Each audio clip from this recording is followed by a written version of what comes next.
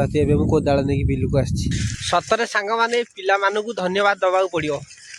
ଏ ଦିନେ ଅଧେ ସାଇକେଲ ଚଲେଇଲା ବେଳୁ ଗୋଡ଼ ହାତ ସବୁ ଗୋଳେଇ। ଆମର ସାଇକେଲଟି ଫିଟିଂ ସରିଛି। ଶୁଭ ସକାଳ ସାଙ୍ଗମାନେ, ଶୁଭ ସକାଳର ଶୁଭ ଅଭିନନ୍ଦନ। ସାଙ୍ଗମାନେ ବର୍ତ୍ତମାନ ପାଇଁ ମୁଁ ଏବେ ବିଲକୁ ଆସିଛି। ଦେଖିପାରୁଥିବେ ସାଙ୍ଗମାନେ 2 ଦିନ ବର୍ଷା କ'ଣ ହେଲାନି, ବିଲ ଯେଉଁ କାଦୁଅ କରିଥିଲି ତାର ଶୁଖିଗଲାଣି। ଯାଉଛି ବର୍ତ୍ତମାନ ଦେଖିବା କୁଆଡ଼େ କ'ଣ ପାଣି ଆସୁଛି, ବିଲ ଆଡ଼େ ସଳଖିବାକୁ ପଡ଼ିବ। ଦେଖିପାରୁଥିବେ ଏବେ ମୁଁ କୋଦାଳ ନେଇକି ବିଲକୁ ଆସିଛି। ଏଇ ବିଲ ପାଖରେ ଅଛି, ଦେଖିବା କେଉଁଠୁ କ'ଣ ପାଣି ଆସୁଛି, ବିଲ ଆଡ଼େ ସଳଖିବାକୁ ପଡ଼ିବ। ଆଉ ଏବେ ଯଦି ପାଣିଟା ନ ପୁରେଇମି ବିଲରେ, ଆଉ ସିଏ ଶୁଖିଗଲେ ମାଟି ଗୁଡ଼ା ସବୁ ମାନେ ଅଠାଳିଆ ଟାଇପ୍ର ହେଇଯିବ। ସେଥିପାଇଁ ଯାଉଛି ପାଣିଟା ଆଣି ପୁରେଇ ଦେଲେ ମାଟିଟା ପଚିଯିବ। ପଚିଗଲେ ଆଉ କାଦୁଅ କରିବାକୁ ସୁବିଧା ହେବ। ଆଉ ଯାଉଛି ଦେଖିବା କେଉଁଠୁ କ'ଣ ପାଣି ଆସୁଛି। ଦେଖିପାରୁଥିବେ ସେ ଉପର ପଟ ଗୁଡ଼ା ପୁରା ଶୁଖିଗଲାଣି, ଆଉ ଏଇ ତଳ ସାଇଡ଼୍ଟା ଟିକେ ପାଣି ଅଛି। ଦେଖିବା ଏଇପଟେ କ'ଣ ଟିକେ ଧାର ଚାଲିଛି, ଏଇପଟ ଧାରରୁ ଇଆଡ଼େ ସଳଖି ଦେବା। ସେ ତଳକୁ ଯେଉଁ ପାଣିଟା ପଳାଉଛି ବନ୍ଧେଇ ଦେଲେ ଇଆଡ଼େ ଉଠି ଆସିବ। ଉପର ସାଇଡ଼୍ଟା ପୁରା ଶୁଖିଗଲାଣି। ସାଙ୍ଗମାନେ ଏଠି ଗୋଟେ ଡର ଯେ ଅନ୍ୟ କୌଣସି ଲୋକ ଏଠି ତଳି ପକେଇ ନାହାନ୍ତି। ସେଥିପାଇଁ ଏଠି ତଳି ପକେଇଲେ ସବୁବେଳେ ଏଠି ଜଗିବାକୁ ପଡ଼ିବ। କାହିଁକିନା ଏଠି ସକାଳୁ ସଞ୍ଜ ପର୍ଯ୍ୟନ୍ତ ଗୋରୁ ରହିବେ। ଯାହାହେଲେ ତ ଏଠି ପକେଇବାକୁ ପଡ଼ିବ। ଦେଖିପାରୁଥିବେ ଏଇଠି ଗୋଟେ ଘାଇ କରିଦେଲି। এইপଟେ ଯେଉଁ ପୋଲଟା ଦେଖୁଛନ୍ତି, এইପଟେ ଯାହା ସବୁ ପାଣି ଆସିବ ସବୁ এইପଟେ ଧାର ଆସିବ। ତାର ଯାହା ସବୁ ପାଣି ଆସିବ ଏଇ ଯେଉଁ ନାଳ କରିଦେଲି এইପଟେ ଦେଇକି ଆଉ ଭିତରକୁ ପଶିବ।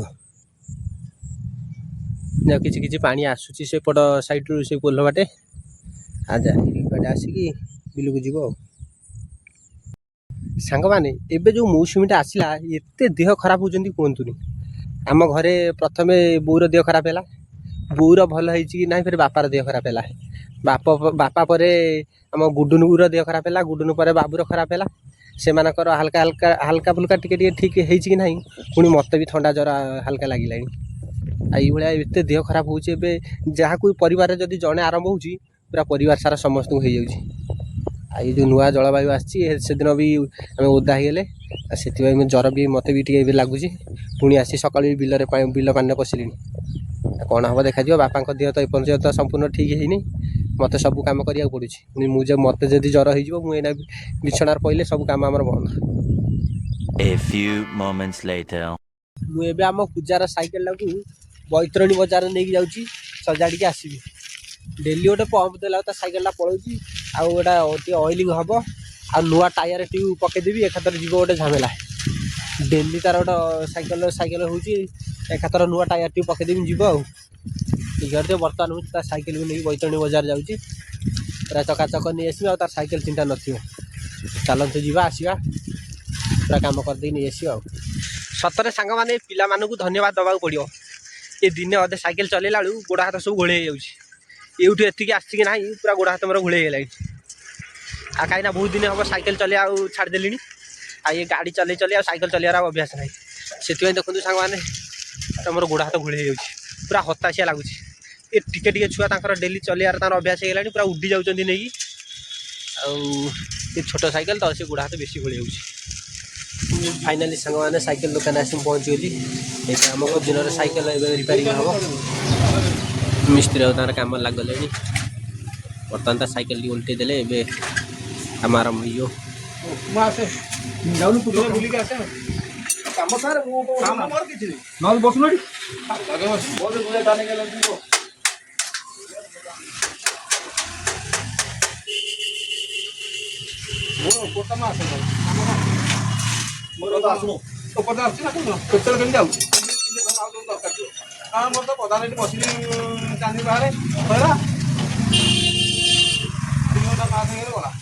ଏବେ ତ ସାଇକେଲ ପଛ ଚକାଟାକୁ ଖୋଲିକି ଆଗକୁ ଦେଇଦେବେ।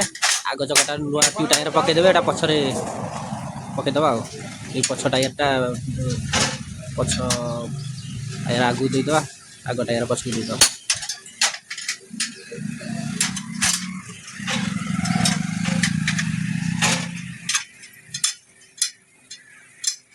ଆମର ଏଇ ଚକାଟା ଫିଟିଂ ହେଇଗଲାଣି। ବର୍ତ୍ତମାନ ପାଇଁ ଏଇ ଚକାଟା କାମ ଚାଲିଛି। ଏଇ ଚକାଟା ଆମର ପଛ ଲାଗିବ, ଏଇ ଚକାଟା ଆଗ ଲାଗିବ। ମିସ୍ତ୍ରୀ ଆଉ ତାର କାମ ଲାଗିଛନ୍ତି। ବର୍ତ୍ତମାନ ଦେଖନ୍ତୁ ସାଇକେଲର ଅବସ୍ଥା କଣ। ପୁଣି ଫିଟିଂ କରିଦେଲେ ଯେଉଁ ଭଳିଆ ଥିଲା ସେମିତି।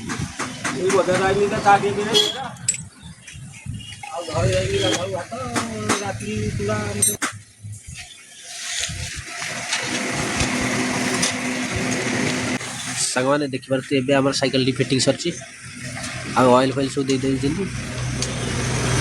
फ्री हो देखा पचर बर्तमान भाई नुआ टायर भी पड़ा पछ चकाटा आगू देदेले पचर नुआ ट्यूब टायर पकईदे